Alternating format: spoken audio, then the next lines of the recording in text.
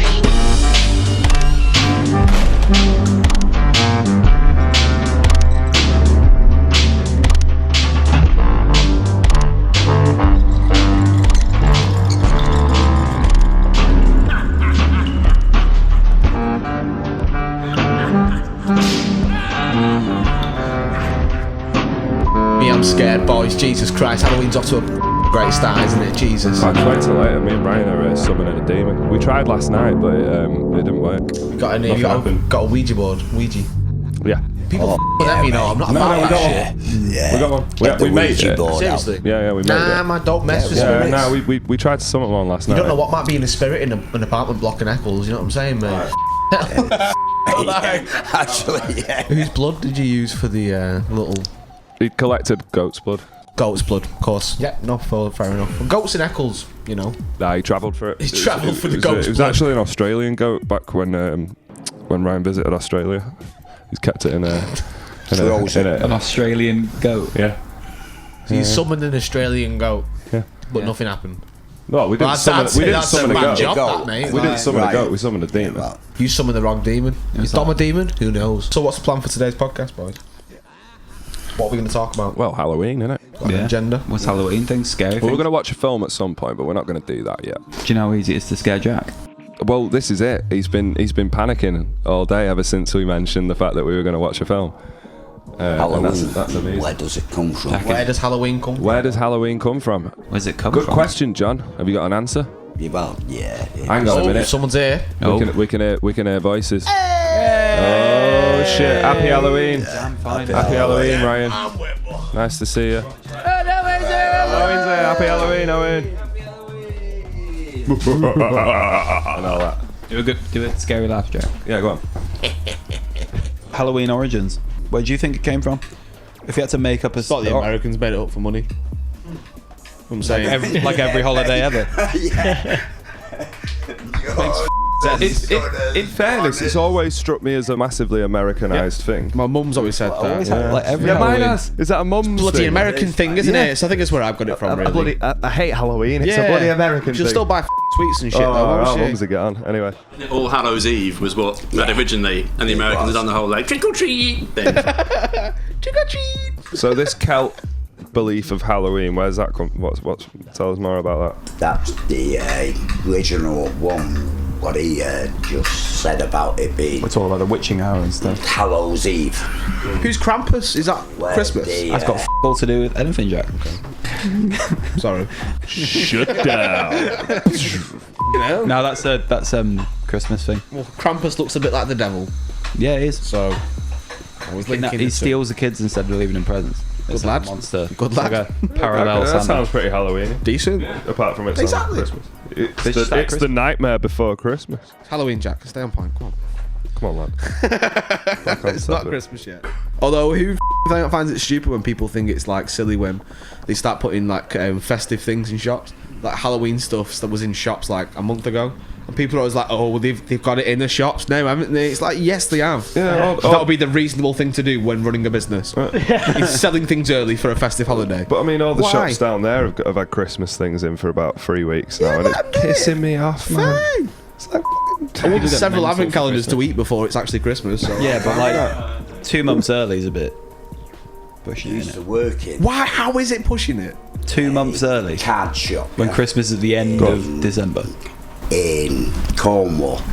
Used to sell Christmas cards from May. from May. People bought them. Yeah.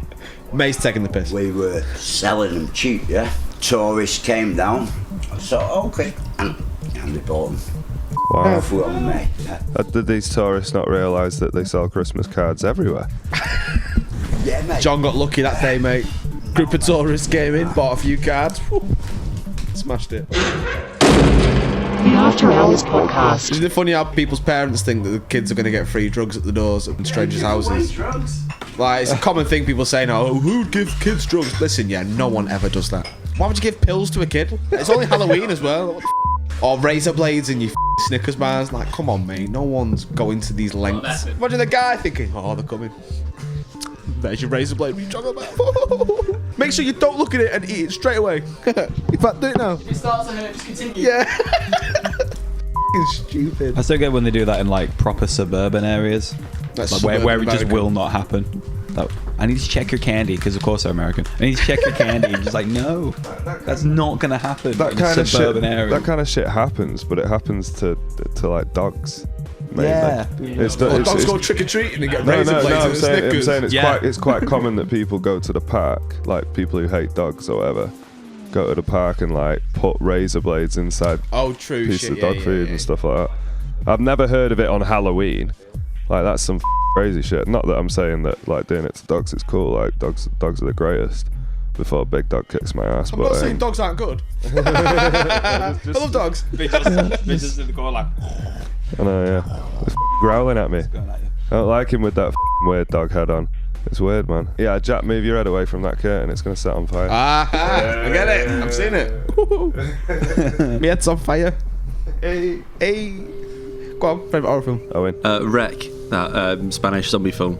It's like Wreck, like record. It's boss. good one. Evil Dead. Obviously, John.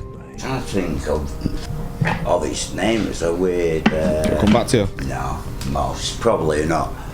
No, it was a 70s film. It was one of these like logical. I think things. I might have the actual answer, and it was my film I was going to pick. Is it Clockwork Orange? No. Okay. Clockwork Orange is a kind of horror, I suppose. Horror, yeah, psychological. Yeah, really weird film. Apparently there's a meaning behind it and stuff, but I've never really looked into it because it's really f***ed up. Yeah. People get confused raped and TikTok, shit. mate. Yeah, I'm not about that. But yeah, that's my favourite film. I'm struggling. See, mine's not specific. I just like really shit ones. Does Like Gremlins if I'm count? going through like Now TV or Netflix or something, there's like a 1-star horror film. I want to watch that. I'd pick that over an actual horror, like a proper horror film. I don't know. I've Braindead is gone really for terrible. Saws, the Amityville horror, or whatever it's called. I don't know. I've gone for your usual stuff. Final Destination, they're pretty cool. No, they're quite Yeah, cheesy, I was thinking aren't of Final Destination, and Texas Chainsaw Massacre is a classic, great. isn't it? they? What Original. about for like Carrie? I've not seen it. I've not the seen loads of original classics. Carrie's pretty Carrie, disgusting. yeah, mate, Yeah. That's quite a good horror. I'll have to agree with Ryan a little bit. Before I got into the whole craze of Ash and the Evil Dead franchise and everything, I remember watching the Evil Dead. I think it was the very first one, and it struck me as a slightly more dated than it was serious film. And I think the first one was kind of done serious. Yeah, but it's just extremely low budget. There's like a yeah, but there was like it was like the stop motion. And like the sort of plasticine, sort of like real life, no CGI whatsoever kind of take on the film, and the fact that a tree rapes a woman and shit like that, it's pretty f***ed up. Do you know what I mean? And I took It got banned in England. Margaret Thatcher banned it, but then I believe it was Stephen King gave it a glowing review, so it became like a cult phenomenon, and then took off, and then it was not banned. Maggie, man. I mean, just right here. So I'll just put a little thing on the screen as a subject header of. Evil Dead and Ash, because I think we've started down that rabbit hole and it is Halloween. So yeah, pressure, man. No, but it's new cool because series, it's something that I Netflix. want to talk about as well, because I've just finished season 2 of Ash versus Evil Dead. yeah. As I say, I thought it was some dated thing. When was the first film dropped? It was like 80s. Yeah, but it's like 31 years ago or something now, right? So I've never heard of this series before. So it's like 87, 88, Yeah. 1988. Yeah, Evil it Dead was. drops, and it's like it's kind of like the original Cabin in the Woods sort of Never like seen that either. vibe. But you know, like the I know the idea concept of of it, like yeah, kids going to a cabin in the woods Yeah. and shit going off, Yeah. and like it's been done They say loads of stuff as well. Like, countless times. Cabin's a cabin in a lot of things, like a lot of Easter eggs or Evil Dead Easter eggs. In the last Yeah. episode of The Walking Dead, there's a Necronomicon, and it's supposed to be the cabin, but the cabin don't look the same, but inside it's set up similarly, but there is a Necronomicon in the background. So Evil Dead has got like such a huge following. Yeah, and I'm just absolutely. double checking the year now, 1981, Oh no, that's much the Evil older. Dead came out, yeah. Yeah. So 81, it came out. Then like, as he says, it got banned by Maggie Thatcher, this, that, and the other. Eventually, like, bear in mind, it's well pre-internet, so if it gets banned, you ain't getting it, kind of thing. Yeah, It's you got to don't be black get it. market. Gained notoriety then, obviously. That Exactly. And then it was Cool. 87 for the second I think it one. flopped, didn't it, originally? But then who was it who endorsed it? It was Stephen King had like gave it a wasn't glowing review, I think. Yeah. So they battered that. It was like a proper bat. Yeah, I think Sam Raimi had said they like kind of plastered that on everything then to be like, this is what Stephen King said, and he knows more than you. Exactly. I think Evil Dead 2 was basically a remake of the same thing, wasn't it? Yeah, it's kind of, Which is weird. embracing the kind of more comedy aspect. It's very like Three Stooges. You can see that they love comedy like that and a lot of performance-based humour. Bruce Campbell, obviously, as well. Who was- plays the lead character, Ash? Was awesome in that for doing his own like things and like flipping himself. And they were just mates. That's the best thing about it. They were mates who made a film, and it became Evil Dead, and then they were still mates like years later. And then obviously Sam Raimi went on to do loads of stuff. The car that Ash has, the classic Oldsmobile 88 Delta, was Sam Raimi's real car, because obviously it was easier and cheaper.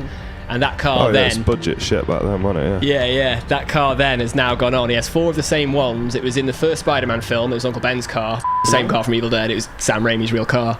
And it's been in some other stuff as well, just showing up. But then they've done Ash versus Evil Dead 30 years later. Same car again. So Yep. like I watched this thing with Bruce Campbell being He's like, still driving it that's around. like I've jumped back They in kept time it. kind of thing. It's not like a replica, it is the same cool. car.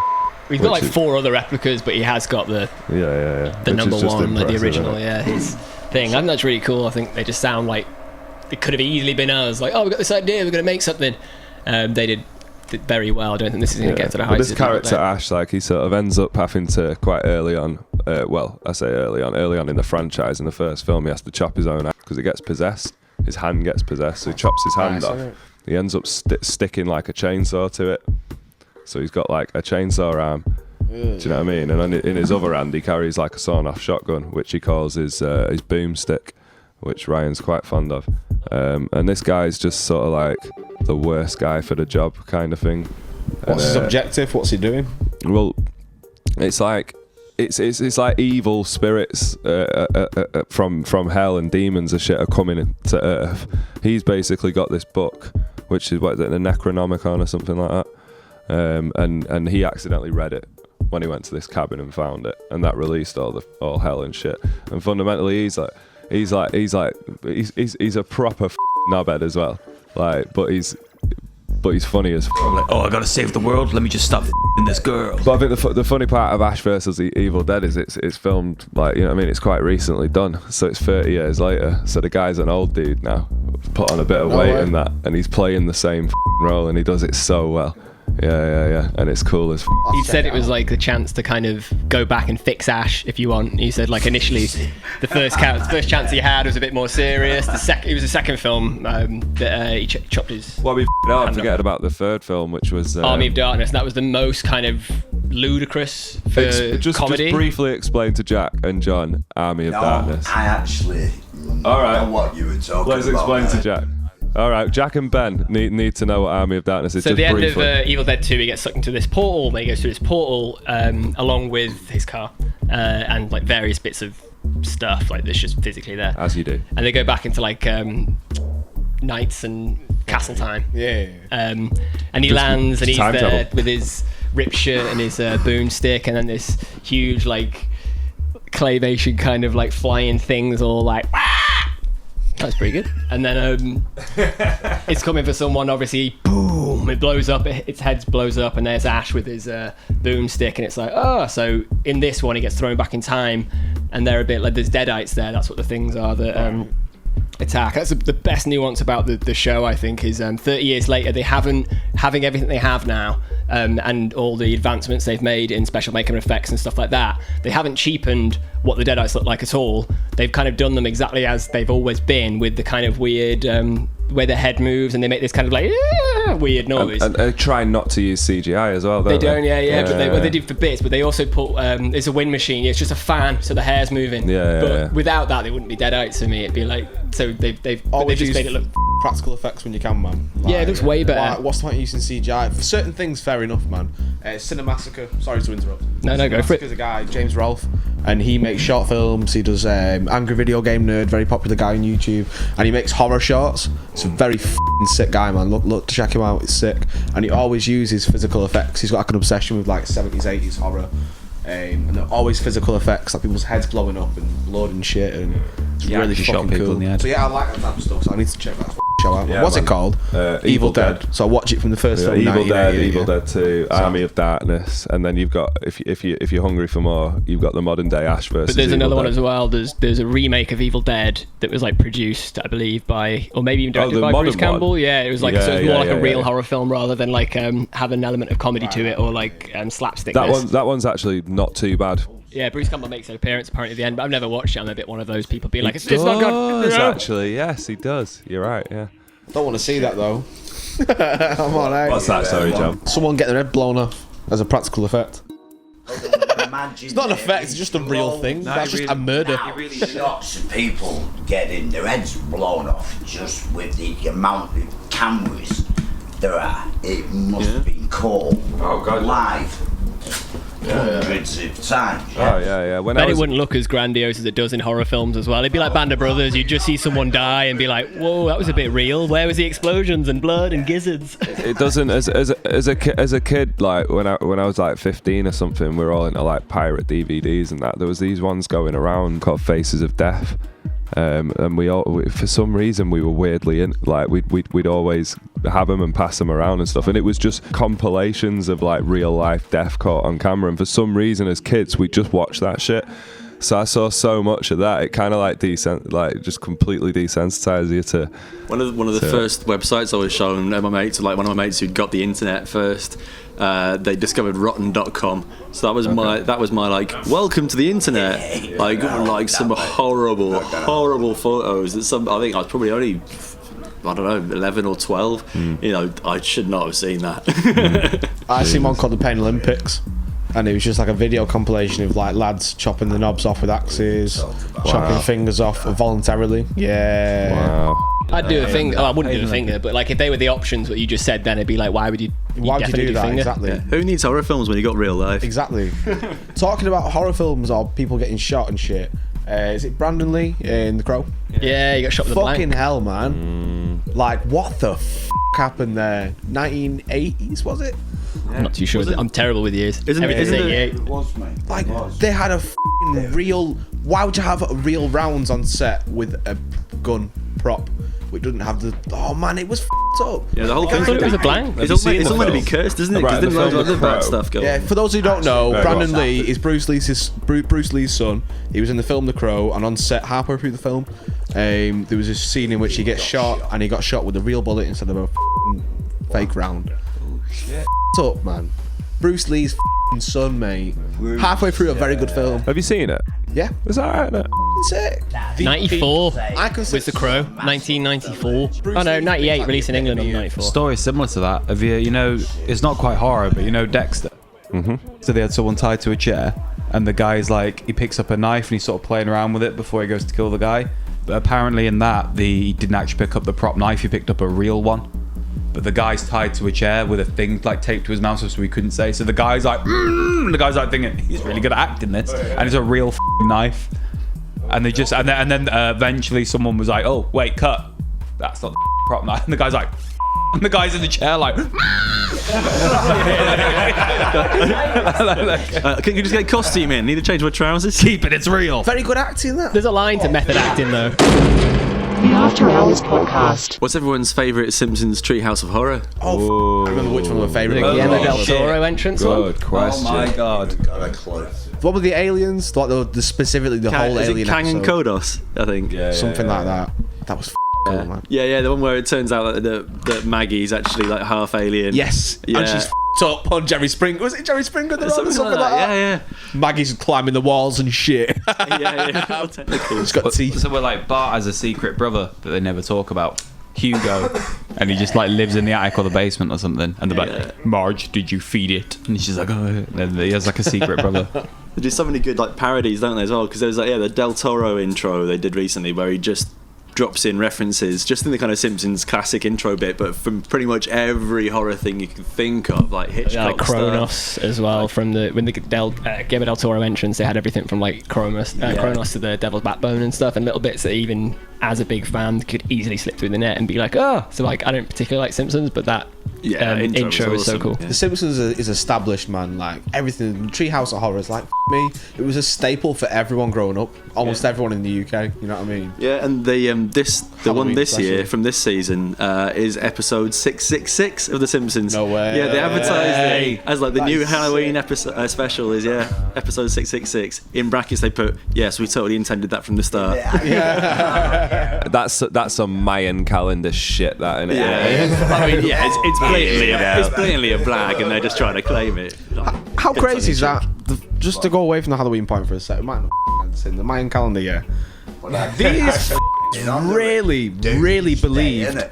like fully believed, the world was going to end in 2012, man, and it didn't. So everything they believed was bullshit. No. The calendar never said the world ended. That was where the calendar ended.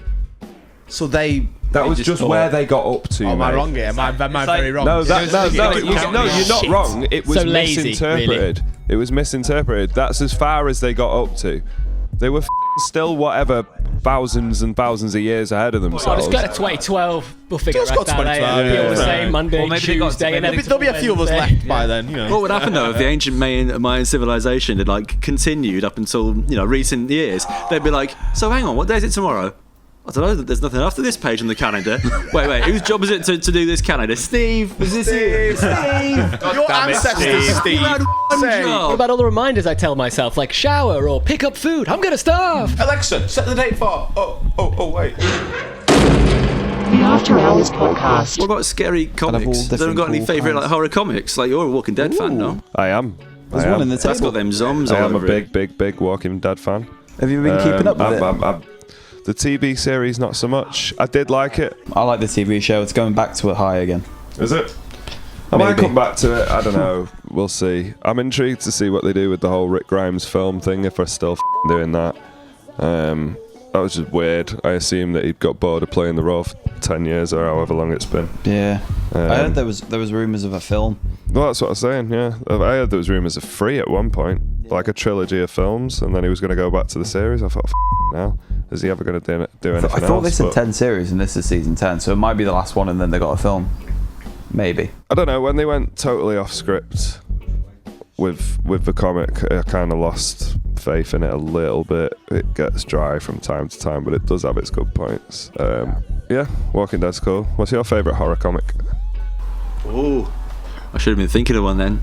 Yeah, Buffy the Vampire Slayer totally Of counts. course. Like the comics course. carried on. So like after the TV series finished, they carried on the story. carried on? Yeah. Like didn't so even know got, that. Yeah. So the TV show got up to season 7, and then the Angel spin-off did 4 seasons or 5 maybe. I don't know. And then the comics got Buffy up to season 12, and then they stopped it, and got Angel up to season something, loads of spin-offs and all kinds of stuff as well. But yeah, they were pretty cool. I'd say Lock and Key as well is another like amazing horror comic, because it's the sort of one about there's like a family that move into this old mansion, and it's all a bit creepy with weird little rooms everywhere, and like they keep the kids start running around and finding stuff in like weird little rooms, and they start finding these keys, and the whole town's kind of a bit creepy. It's kind of got kind of like an H.P. Lovecraft kind of unsettling what's going on kind of idea. And yeah, they find out that these keys have all got different powers, and you can use them together to do different stuff. So like one of them can change your gender like that,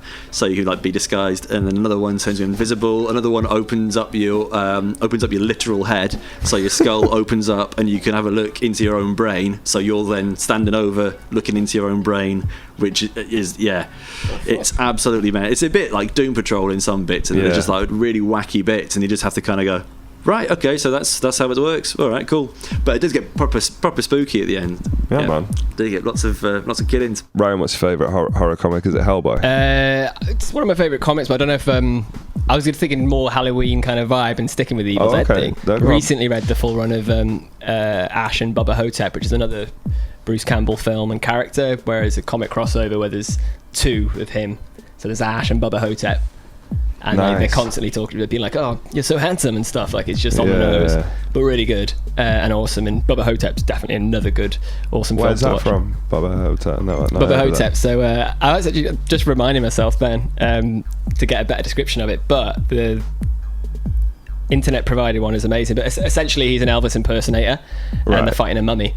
But the way this is written is ace. What? Sold. After falling into a lengthy coma following a freak accident involving hip gyration, a now aged Elvis Presley, Bruce Campbell, wakes up in East Texas nursing home, where he befriends Jack, Ozzie Davis, rest in peace, an African-American senior who claims to be President John F. Kennedy. After residents of their quaint retirement community start dying of dubiously unnatural causes, Elvis and Jack discover that the perpetrator is Bubba Hotep, Bobby Ivy, an Egyptian mummy with murderous intentions. Doesn't that sound like a great film? And it is. And the comics, also excellent.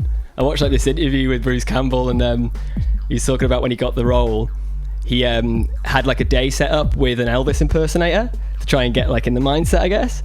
And he was just like, Bruce Campbell likes Elvis anyway, but he said like, this guy was a bit like, okay, Elvis is that's the thing. But apparently, I don't know how true this is, or if I'm remembering it completely right, but those ludicrous Elvis costumes that he wore in his like Vegas days, sequins and collars for days. A lot of them, or maybe all of them, he didn't own them at all. The company owned them, but they made them for Elvis. So, but no one else wore them. They still owned them. Something, but after he passed away or whatever, they had the rights and they owned them. So you could rent them essentially. What the And apparently this guy that he was talking to was wearing one that Elvis used to wear. At least this is what the guy told Bruce Campbell. And like doesn't wash it or anything, so it smells of Elvis. And you're just like, this is I'm meeting this guy. This is weird. Smell this. Yeah, smell this. Smell this. I think he ended up cutting the day short and being like, thanks, and just was basically like, I won't be that guy. Just be me and an Elvis. Now I know what not to do. John, you don't strike me as a comic man, but you got a favourite horror comic? No? Jack? I've read that Cosmic Ghost Rider thing. Cosmic Ghost Rider? 6 quid for, by the way. So. Oh, is that what you dressed as? Yeah. Oh shit! Well, I suppose I can talk about it then, can't I? Yeah, of course you can. Well, I read the first bit of the story and it was sick. Can I give stuff away? Yeah, go for it. If you want. Mate, he punches baby Thanos in the face. Just literally chins him. Like he's crying or something. So Cosmic Ghost Rider, he's died twice and he's the Punisher, yeah? And he's gone to Valhalla, is it? Yeah, he's gone to Valhalla and Odin's come over and gone, listen, lad. Classic Odin. Done bare things, yeah, and you've ended up back here. He's literally just gone, listen, you can have your powers back. And then Punisher's like, nah, I don't really want them. He's like, no, you're having them. Because Odin is essentially sick of the Punisher being in Valhalla. He was kicking off in Valhalla as well. He was kicking off with everyone, man, because he's a dickhead, but he's a sick guy. He was like battering. And then he's like, no, I don't want it. And then Odin's like, no, bang, gives him his powers back. And he's like, right, I've got the power to go back in time. I'm going to go and kill baby Thanos. And he turns up there and he grips him and he's like, no, I don't want to kill him just yet. And he goes and has fun with him. It's a sick comic to read. Yeah, I've not seen all of it, but yeah, he punches a baby in the face, mate. That is the sickest shit ever. Cosmic Ghost Rider. Yes, man. Anyone read From Hell by Alan Moore? Like big, chunky graphic novel. Have you read it? No, you said I should. Yeah, I said you a lot there. I think you totally. I think you dig it. Yeah, it's absolutely rad. Like it's done. The art styles. I can't remember the artist, but it's done like a sketchy kind of like Indian black ink. So like it's really kind of jagged and scratchy looking. So like after a while of reading it, and it's a thick read. I started getting a bit like disturbed just because it's like jagged imagery all the time. I was starting to do my nutting. But like the writing's amazing. It's all about Jack the Ripper. Is that done on purpose, do you reckon? Maybe, yeah. It's just like, it's dead unsettling. It's weird. Proper horror novel. But yeah, it's all about Jack the Ripper. Oh, really? Yeah, and Alan Moore did ridiculous amounts of research into it. So it's got all of the conspiracies about the layout of certain religious buildings in London, about all of the Illuminati and the Queen's involvement potentially. You know, all this kind of like stuff about Jack the Ripper and who he might have been. You know, he was clearly a skilled surgeon, all that sort of stuff. But then it goes into the nitty gritty of all the remaining evidence that has been passed down, which is cool. But things like the hearsay and the police reports and stuff, they've still got the Victorian, some of them anyway, some of the records of like various local prostitutes and stuff that they'd interviewed about, you know, who'd gone missing and that sort of stuff. So yeah, it gets really, really deep into it, and at the end of it, it just kind of concludes by being like, but you know, it's that long ago, and there was so little evidence in the first place, and so many people have gone over it all that it's all contaminated anyway. So really, nobody knows. That's it. All right, okay. Just got to draw your own conclusions by the end of it. You got one? I'd go. Actually, it's not quite. I don't know if it's quite common, but that some Japanese manga do some really f***ed up horror stuff. They do some pretty f***ed up stuff. That's their normal stuff. Yeah, that's it. Yeah. Are you thinking of like, is it Junji Ito, who's the guy who does Uzumaki and Gyo, Tomi? Yeah, you get loads of. They're all like really sketchy. Aren't they? Yeah.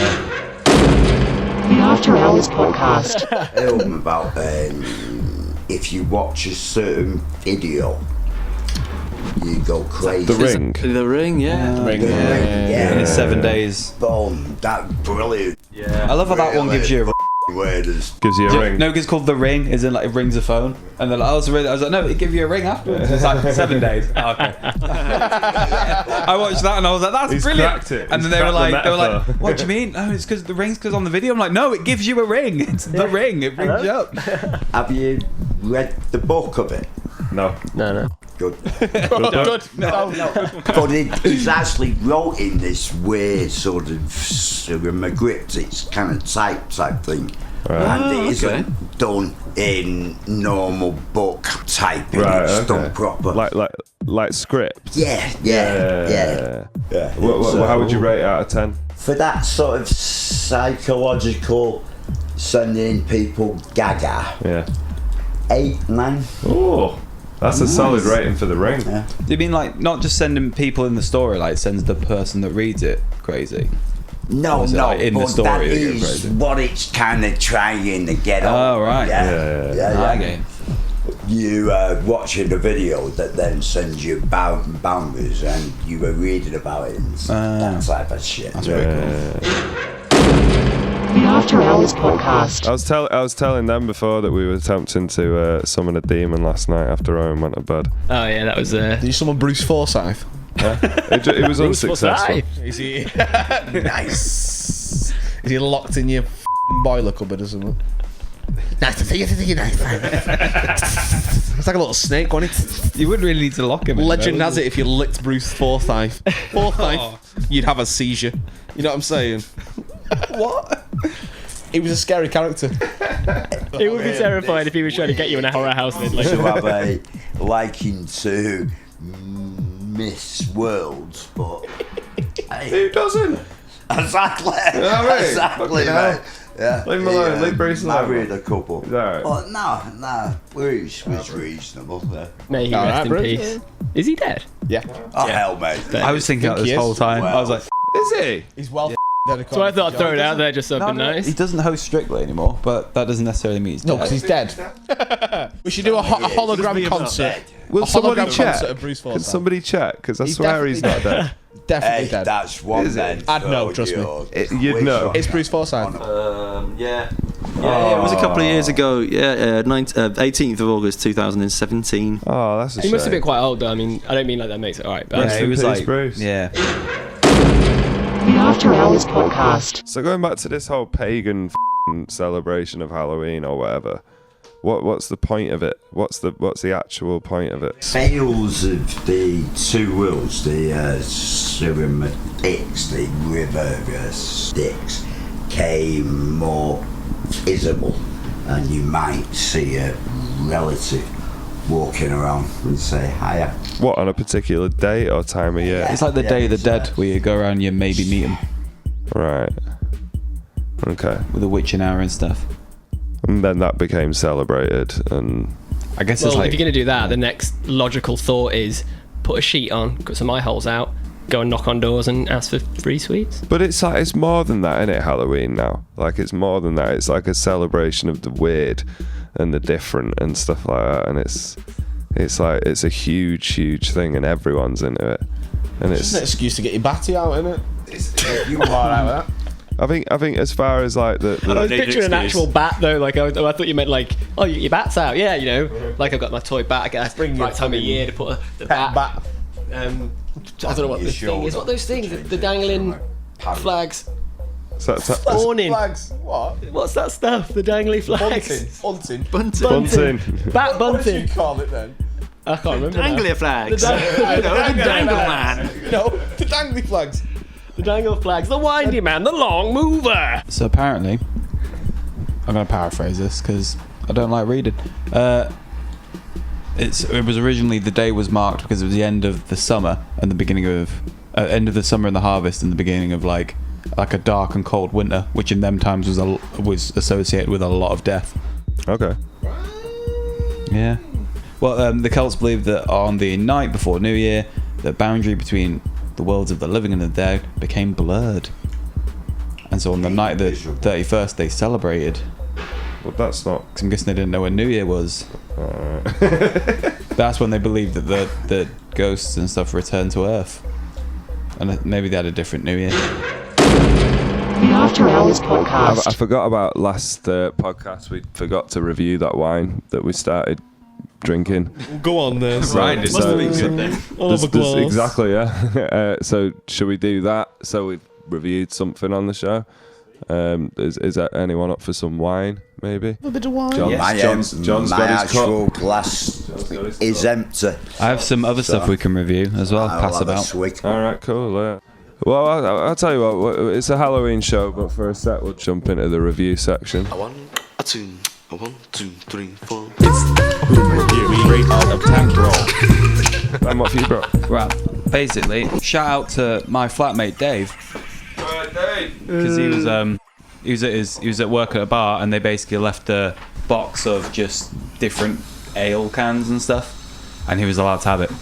So I just picked the two weirdest ones and brought them in for us all to give a sip of. Amazing. There's a UFO Winter Blonde, which is blonde vanilla and coffee ale. So I thought, let's give that a go. And then this one is called Jute Session IPA. Nice. And it just says salt as well. You just salt on it. It looks really nice. It does look really good.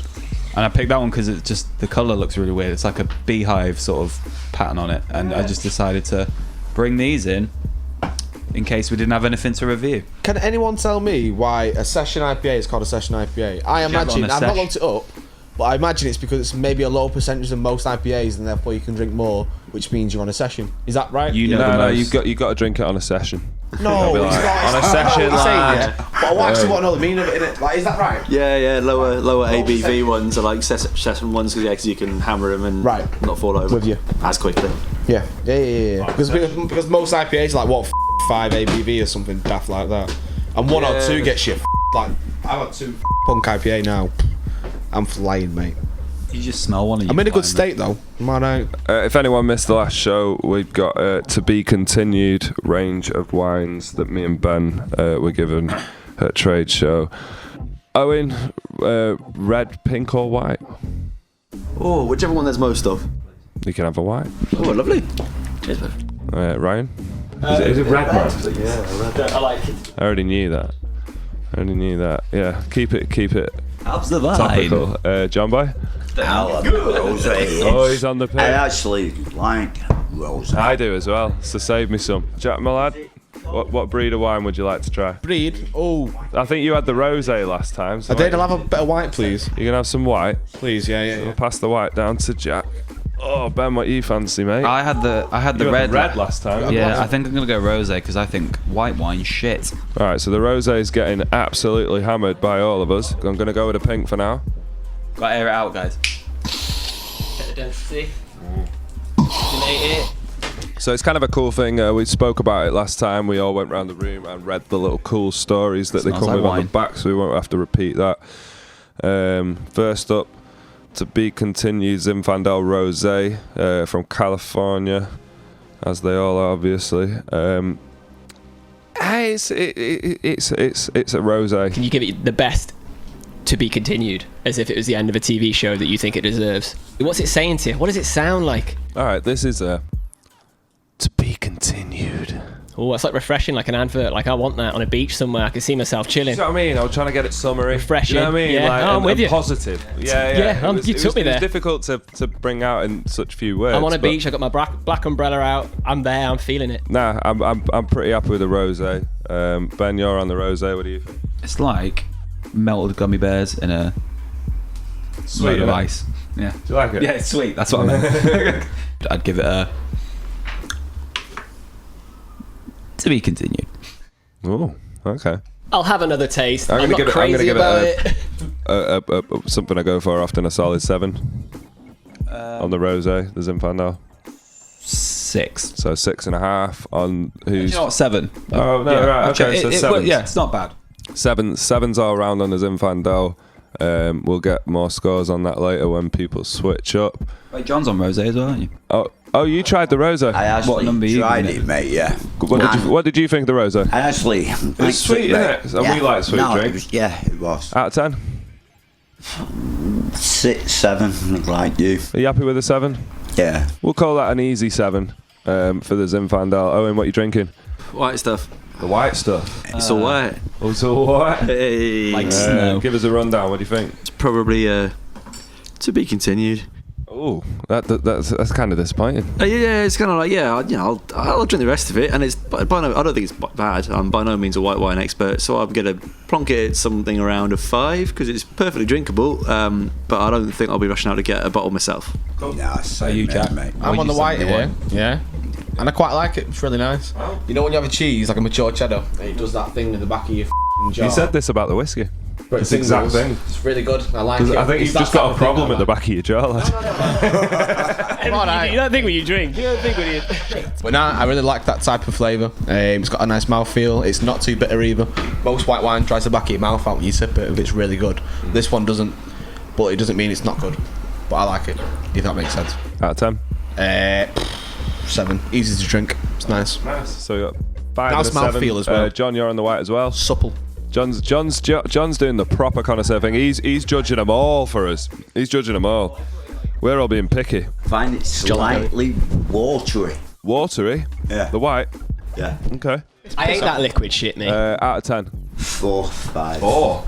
Alright, so 4, 5, 7. Average that at just 5 on the white. Is everyone happy with that? Yeah. Right, who's on the red? It's all on you, big dog. Big dog. I try it. In fact, yeah, no, John boy's having a bit of everything. I'm detecting red tones. There's a Port Royal Looks kind red. of Does it taste maroon red? feel. Unsuspected. Certainly has notes of the berry family. Tastes like a red, and it's an okay red. Yeah, I'm happy with it. Yeah. About you to be continued. Consider I'll give it a to be continued. Oh, that's not bad. In fact, we'll go back because John, we didn't get your judgment in the words to be continued. You can do the wine as a whole. The whole of the wine, all of them. Continued, mate. Fair. Yeah, bang on. Actually, as a red wine, that's reasonable, mate. Yeah. 8. Now, 8. Oh, big dog. 4. So 4. 4 and an 8. That's a big It's dog. rough. 4. That's a big dog. 4. That's like So I'm going to rough call taste. that. I'm not going to go directly in between with 6. I'm going to move it to the 7 because it's a big dog. 4. Everyone happy? So we've got a 7 for the rosé, a 7 for the red, and was it 5 or 6 that we settled on? It was a 4 and a 5, so I think we settled on 5. The white. So It's a 775. 775, and I'll just call that out of all of us it just to be nice and easy and Nice. and round it and just say 6. None of us know 6 out of 10 For to be continued. why, for to be continued for from the After Hours podcast. Who are 6 gentlemen who don't really drink wine. No. But Yeah. we really enjoy the stories. The design is cool as and big ups to you. The After Hours Podcast. Jack, you got to try these. You're an IPA guy. I am. I'm giving you a UFO Winter Blonde and vanilla coffee ale. No one's tried that before. Right, I've got in my hands here a winter UFO, winter blonde, a seasonal Hefeweizen, and wintry delight. There's a word that is on that can. Try and pronounce that. Hefeweizen. Hefeweizen. Yeah. Hefeweizen. Hefeweizen. I don't know. I have no idea. Have a sip. Made by Hugh Hefner. Oh, it's open. I was holding that like so fast and loose. Have a sip. Have a sip. May I? Yeah. We're review. I'm not gonna hold. I was gonna hold the microphone next to me. Hear me glug. It's warm, so I'm not really keen on it, but I'm gonna have to try it. Room temperature. Yeah. Good. I'm sure it tastes great. I'm sure it tastes great. I just haven't. My mouth hasn't told me that yet. I'm not gonna Blonde try vanilla it. and coffee ale. Oh yeah. Now, yeah. See, now I'm like, what is that? Now you told me. I'm like, they're flavors I don't want in a beer. Nah. That's what I try. Nah. That's an unhappy face. No. I just picked the 2 weirdest ones and brought them in. Yeah. Tastes like. That's what I do. That's what I do with It's beer. like, that's what it is with Fruity beers taste. now. I find like no one wants that flavour. Be like, has anyone got a flavoured beer that's popcorn and stuffed vine leaves? Not nice. No one wants that. We're friends with a lot of. God, it's kind of weird. That's weird. That's really weird. Reminds me of the old bitters. Do you remember the old bitters Yeah. that you used to buy? If you Like when before all the John Smith's like smooth flow stuff, when it was still like milds and stuff like bitters, that. mate. Yeah. And the cans would have a widget in them. Yeah, they're just going back and that type of shit. Jesus Christ, that is a weird taste. I'm gonna give it a 2. Owen. Yeah, I'll second your 2. I'd drink it because it's free, but I give it none. Yeah. A none? wow. 2. That's the first none. It's Halloween, it's the first none. It's not something I'd ever drink. Same. I've given it a 2, Owen's given it a 2, Jack's given it a 0, Ryan's given it a 1. 1, John 2, Ben. I can't decide if I like it, you know. Ah, you just Really? You've just got to make that salmon going against the current, haven't you? for the arguing's sake, mate. If you got a sweet That one. tooth, I can see that. 'cause he Like, the brought first it. swig was just like vanilla. Let's keep in mind that Ben lives off a diet of boiled will chicken, so this is the stand flavour up for sensation. it. What is this? There was a reason this was free. I live off boiled I chicken can't- and veg. I don't know what this is. There is a reason. Ben, there was a reason you got these for free, lad. You know what I'm saying? Yeah, there was a reason, mate. Right, Ben, out of 10. Like 3. Like 3. That's gonna be around the room 2, I think. Yeah. What's it called?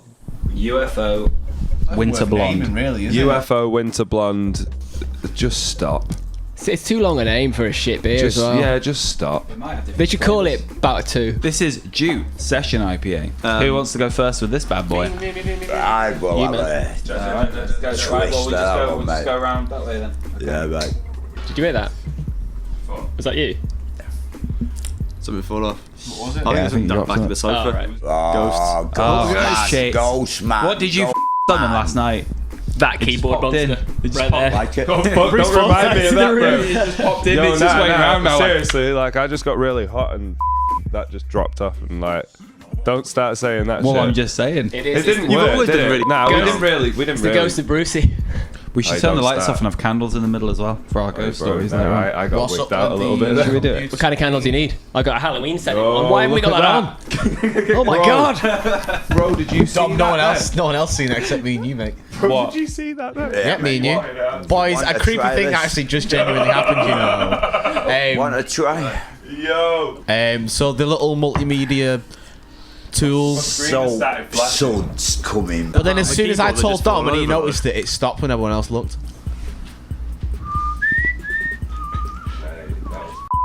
That bit's really nice. Feels like one of those ones I had a mouthful and I've told myself that's not that bad, which I'm kind of like, what I want in a drink. I feel like halfway through I'd be like, oh no. Jack, out of 10. You know what? Yeah. 8. 8. Boom, he likes it. He likes it. John not as good as Boy, Punk. tastes Punk's the a soap. 10. 4. Because it tastes better than the last one. Yeah, absolutely. So you got something to compare it to. Ryan? 1 again. Yeah, I'm not feeling that. Not feeling it. Big O? 5. It's alright, but it's not my thing. Yeah, I'm gonna go 6. Ben? 7. 7. Rolls. And I feel like because Somebody tell me what that is around the room. 5 around the room. 5. I'm happy with that. What's it called, Ben? Tell us what it is. Jute Session IPA Salt. After hours, say 5 out of 10. Well done. Not too bad. You rated it the highest, Jack, so John you thinks can it finish tastes can if the you soap. want.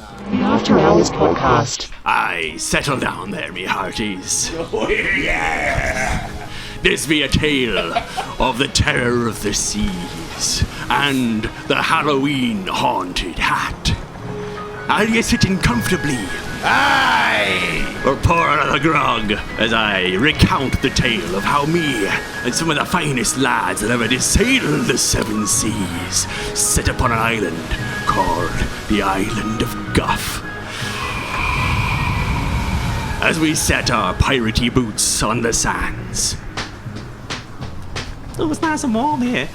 We looked up at the palm trees swaying in the breeze, and a ghostly wind rattled through the palm trees' barks as we looked out to see our ship keeled over, ready for some repairs. We heard something strange from the mists. We probably thought we were just a bit drunk and carried on going into the foresty palms, where the monkeys were chattering, and there was an eerie silence apart from the monkeys chattering that fell upon the birds, who don't like monkeys chattering. As we got further in, the mists grew deeper, and some of the cabin boys that hadn't been with us for very long at all started to get shaky knees and dribbly fleas. An old mariner's ailment. We wondered what would befall us as we hunted this strange new isle for treasure and perhaps a fancy hat.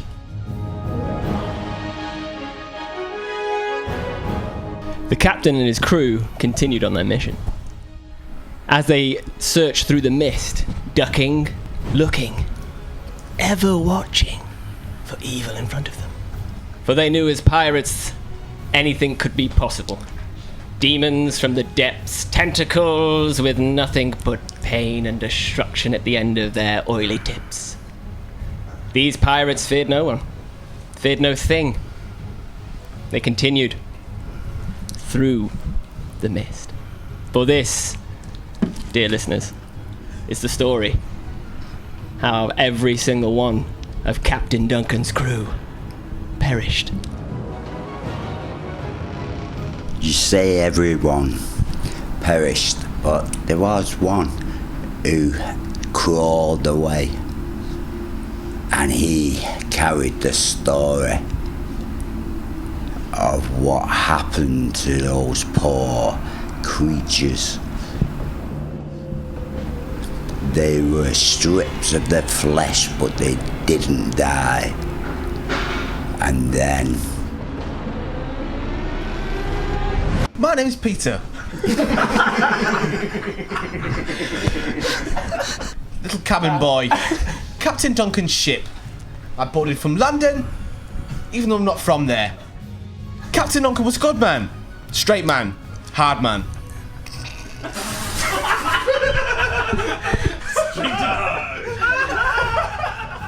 So I boarded Captain Duncan's ship, awaiting the 7 seas, waiting to set sail with all my crewmates, along with Barry, Craig and Dave, the finest sailors I've ever known. But that fateful day, I don't know, something was going on here. Found a little hut. A little wood hut. Inside there was a diary, not sure whose it was. The diary read something like, Dear diary, my crew and me have been on this island for... Oh, it's hard to tell now. Probably, judging by my past diary entries, probably about 6 days. There's strange things happening around these woods in the mist. My first mate, Jimbo, he had the black spot, so he did on his hand. So we made port here, trying to see if we could find something, anything. But we we didn't. Instead, we found what seems to be more mystery. There was said to be treasure on this island, so I thought, two birds, one stone, we'll be fine. Jimbo went missing not too long ago. In other words, the black spot was only supposed to take those at sea, so we thought he was safe. Which is what got me thinking, what could this be? There's a crack outside this hut. I'm gonna have to check it out, diary. But I warn those that read this entry: do not trust the black spot. So I picked up the diary. I thought this was fucking weird, and then I too. Maybe it was just in my own head because of the story I just read, but there seemed to be a cracking noise from outside. I went out to see what it was. It was a polar bear. A bloody polar bear. I thought, what is this? An episode of Lost or something? I'm confused. The captain says the black spots are going to lead us to the gold. And that's all I really care about on this spooky Halloween pirate trip that we're all on. I just want the gold, the treasure. Because ain't that what it's all about? Being a pirate? And apparently the black spots is a secret key. I just gotta crack it.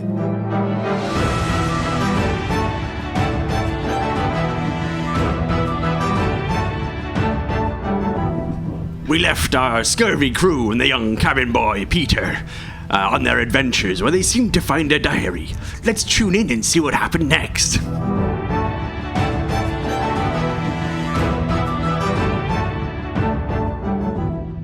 I was admiring the polar bear from afar, and it was sort of meandering across the beach and everything. And I thought, what will Captain Duncan do? And Dave, Trev, Barry, and Trev, the finest seafaring Trevs, the Trev brothers. They're real. So I admired this polar bear from a distance, very majestic creature. But I was a little bit wary because I've never thought I'd be face to face with a polar bear before. What if it was hungry and tried to eat me? Oh, this is a very scary island, I thought to myself. So I thought I would take courage. I hid back in the hut with one eye on the outside to see what the polar bear was doing. But he seemed all right. He was just kind of sniffling about like a snuffly little geese. So I read the next bit of the diary to see if it gave me any help.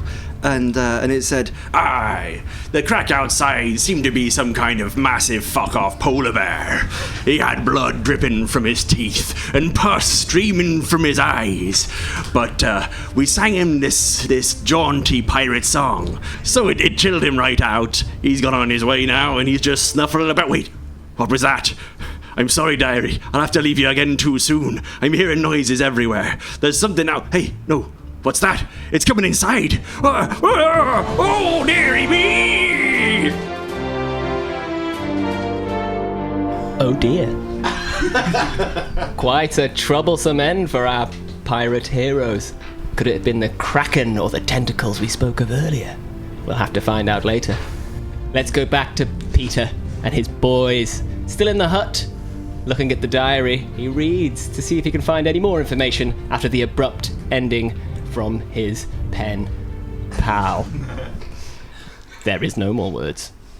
Peter looks through to see if the polar bear is still about, snuffling away. As he ganders, he sees no polar bear, but he does see movement. Grass. But something appears to rise.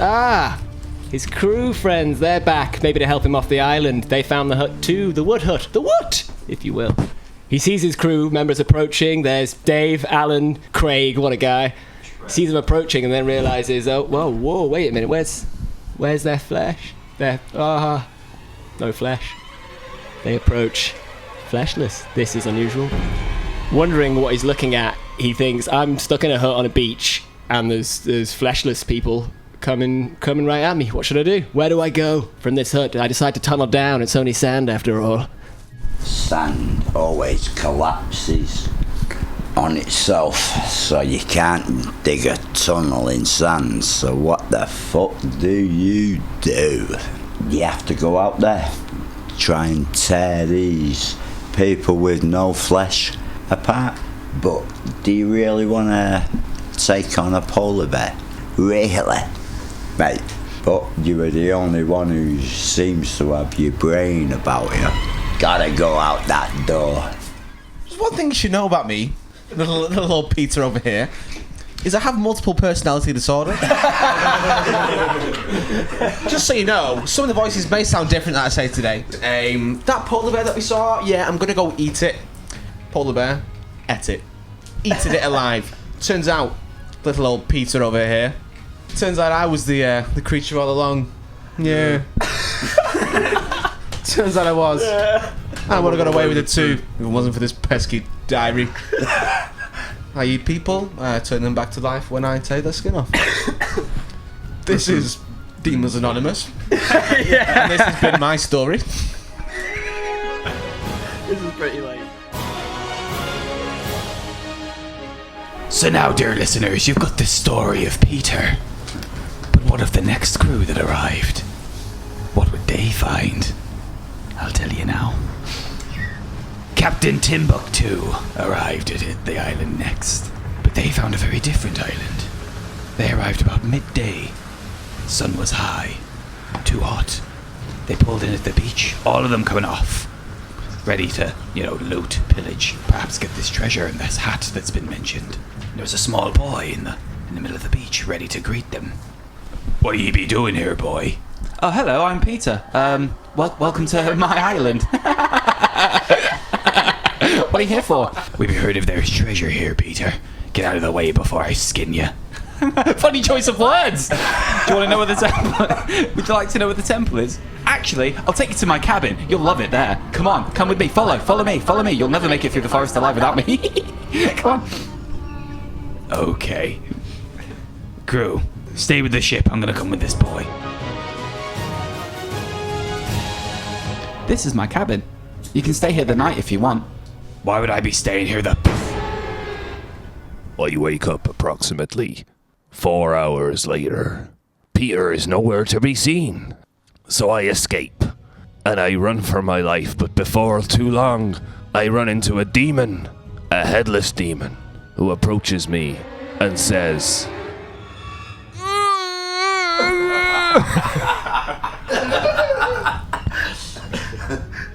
I tell the demon I can't understand what you're trying to say, so I move on. I decide to head towards the beach. It seems to be the best option. The sea is my friend. The land is not a place for a man like me. Where is this Peter? I need to keep my wits about me. He's like a devil child, he is. And I can see my ship anchored 200 feet off the coast. And I start to swim. I get a few feet out, and something starts to drag on my leg. I can't tell what it is, but it pulls me under. I feel myself starting to drown, and next thing, I'm going under. I scream as I get plunged deeper and deeper, the water filling me lungs. I look around at whatever it is grabbing me under, and I can't get a grasp on it, can't see it. The water's be too murky for me. I grip at my cutlass, thankfully still at my hip where I last left it, and start slashing maniacally into the waters, the gloom dragging me down with every breath, and my beard is becoming severely waterlogged as these apparitions that I cannot see take me under. Before I know it, I see a light. I think, is this it? Is this me going to some kind of pearly gates? But no. Nay, it be some kind of mermaid glowing out of the seas, and with her light shining from her mighty bosoms, I see that the things dragging me down are nothing but millions of Peters. The creepy kid that invited me into his cave. They're everywhere, looking up at me with smiling eyes and happy little faces, but all of their bodies are shorn of their flesh. They're skeletons with nary an organ to be seen between them, all clasping at me ankles. The mermaid is swishing at them with her tails, her mighty bosoms swaying around in the water, and her hands start to break away from my ankles. I feel unshackled and feel myself floating back to the surface, where another hand grabs my ankle again and starts putting me down. So, without a second's thought, I reach for my cutlass, and I slice at my leg, taking inches off my own flesh. It nay bother me none. After a floating few hands start bobbing around me, I'm cast adrift in an ocean of Peters. Seeing mermaids flop up and about, be they friend or foe, I do not know. I start to shred water, nowhere to go. I grab one of the wee Nessies by the fin. We start to travel off, dolphin style. Chopping through black ocean, only to get away from these damned beaters. I daren't go under the water again because I fear I shan't see the breeze of the sky through my one good eye.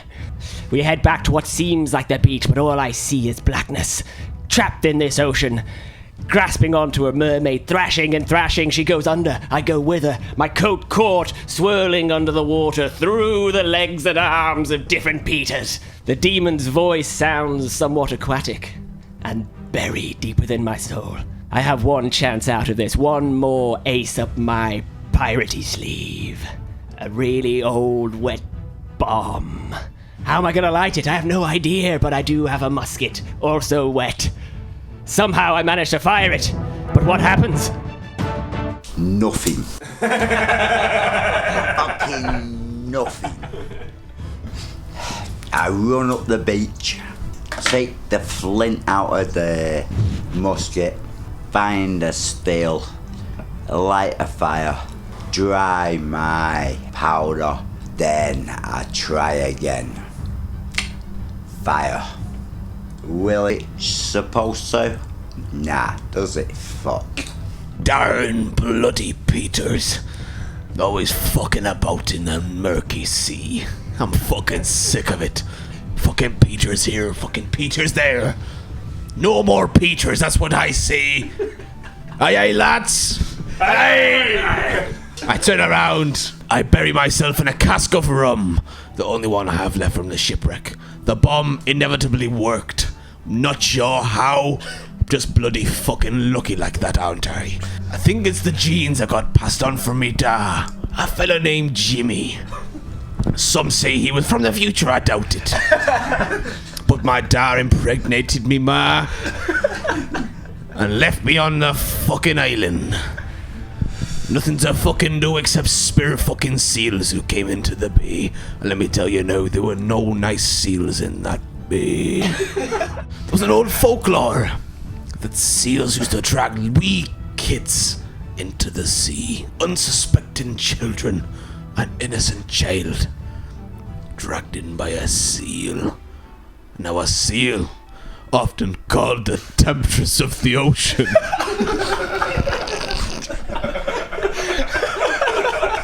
Tempt you in with a quaint, jaunty song. It goes a little like. Da da da da da da da da.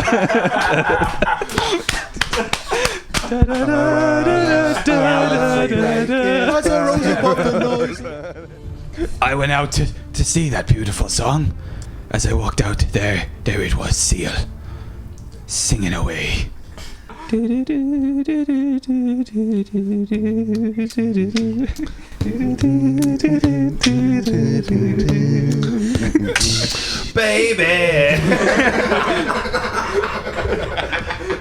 And that's when I saw it. As he said, "Baby, I can take you." He took the child, just like the folklore said.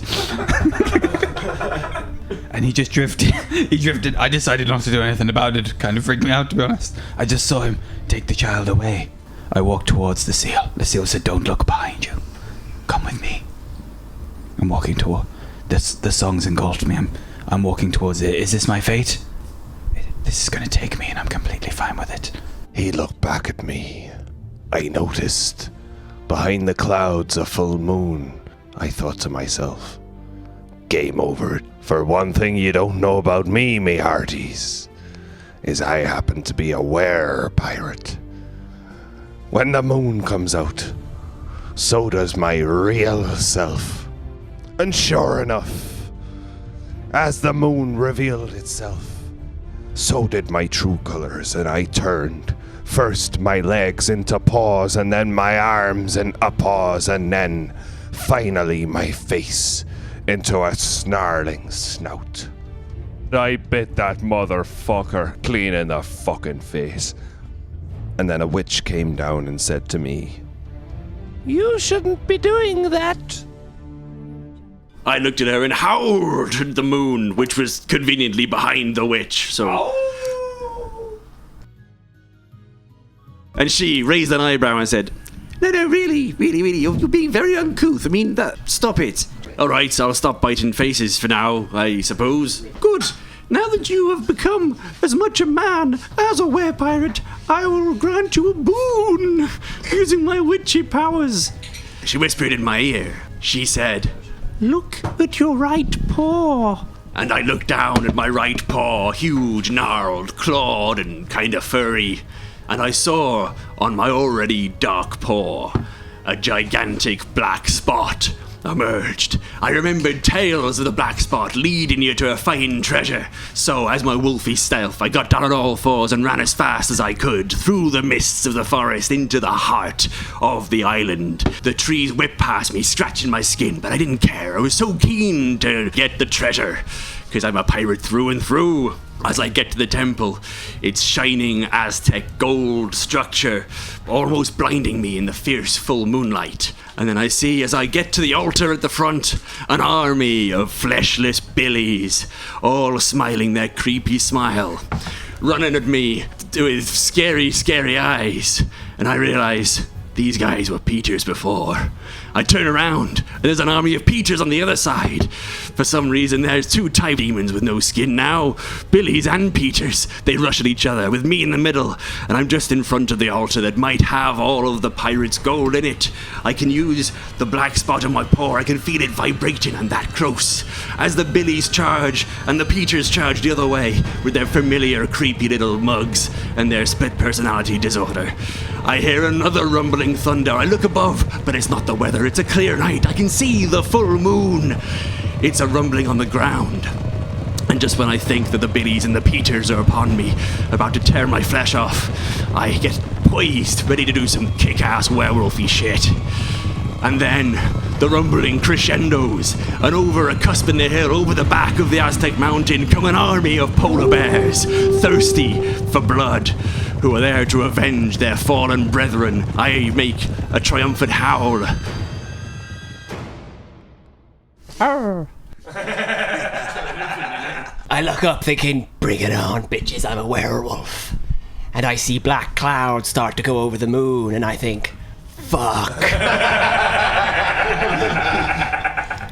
I see the black spot start to appear to almost get larger on my hand, but it is in fact my paw getting smaller and turning back into the hand of a normal mere mortal man. As the Billies and Peters run at me, and an army of polar bears that run at me with bloodlust in their eyes, I decide the only way I can get out of this is to head forwards towards the temple. What the fuck's going on here? Yeah. Loads of polar bears well out of their place. Climate change, mate. Climate change.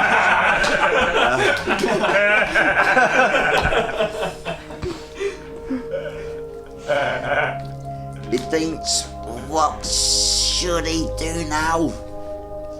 How can he change it? No fucking chance, man. Kill half the world.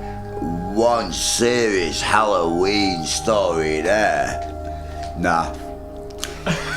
Can't change it. Carry on. Nod your head and go, yeah. Nod your head and go, yeah. With a bright light in your head. Like a pumpkin.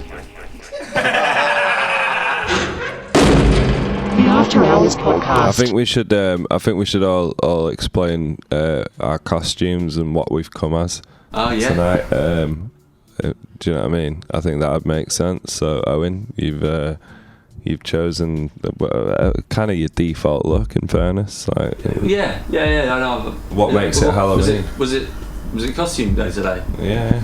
I didn't. No one mentioned anything. I was like, these are my pajamas. It's just your usual attire, yeah. Yeah. You know, I got my little red pajama thinking cap to give me nice sleepy dreams.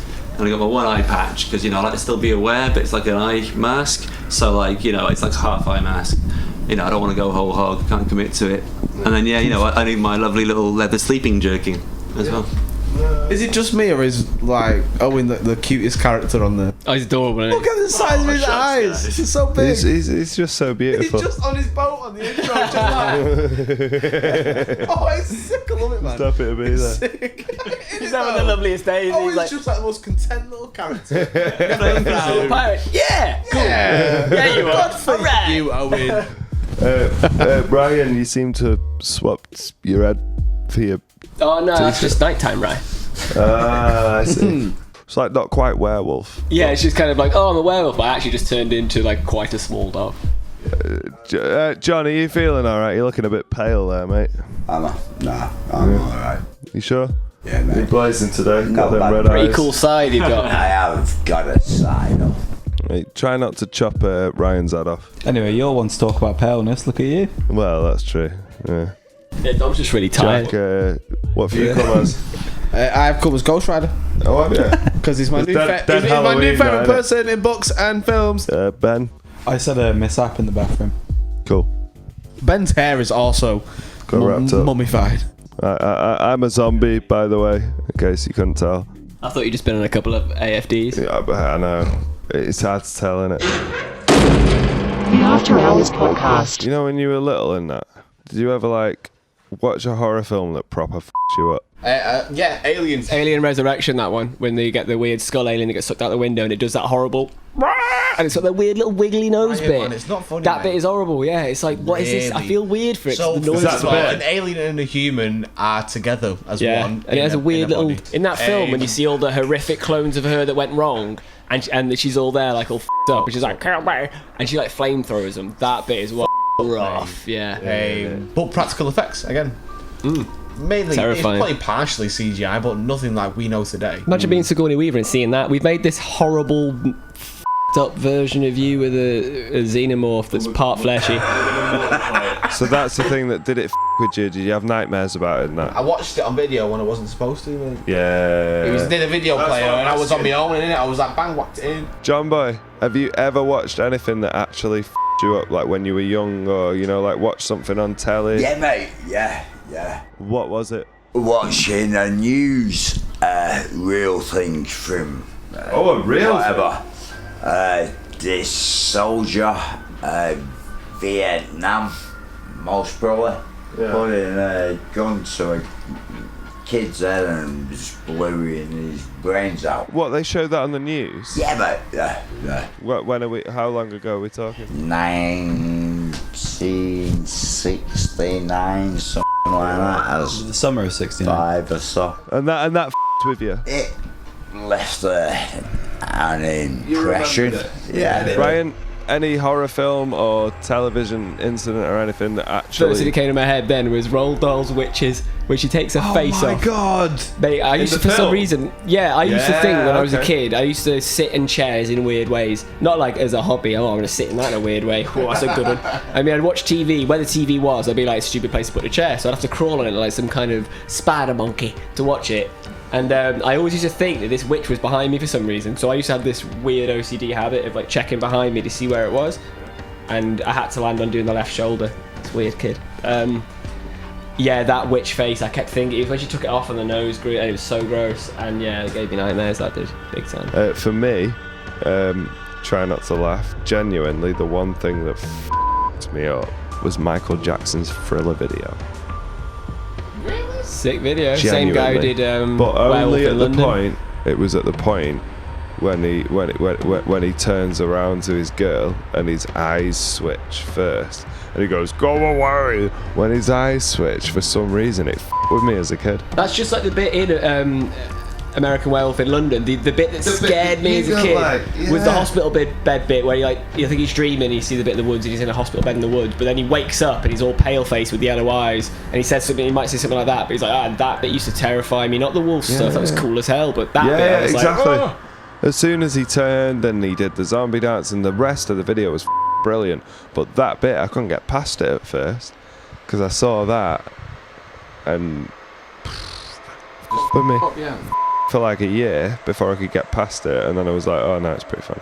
Teletubbies movie was pretty horrific as well, because that is some nightmare fuel. In general, giant baby face in the sky, pink custard, That's some backward stuff. Are you mad? Yeah, you're setting up psychopaths there. Those kids are going to grow up being little Ted Bundy. The After Hours Podcast. John Boy, what venue, disco, dance floor thing are you going to be reviewing this week? Satan's Hollow. Satan's Hollow. We're keeping in the theme of Halloween.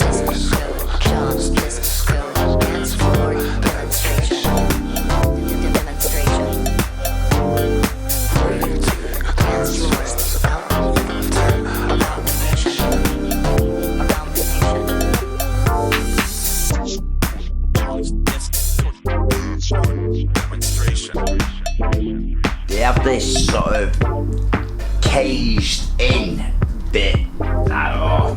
Yeah.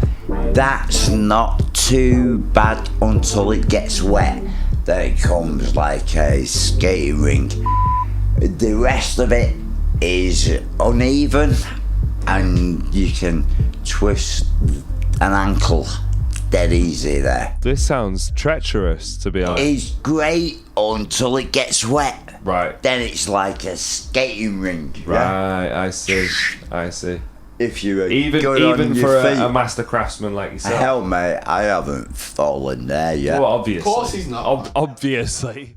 We'll give this dance floor extra points because we're doing it on a themed day, which is Halloween. Yeah. Does this venue fit the theme for Halloween for you? Hell, mate, yeah. Treacherous. It's designed to look like hell. Treacherous. All right, without further ado, Disco John, for the first time ever on the After Hours podcast, your disco dance floor demonstration review out of 10 for Satan's Hollow. Let's hear it. 6, yeah. Only because I find it a challenge to dance on it. And I kind of like to find challenges spinning here and there.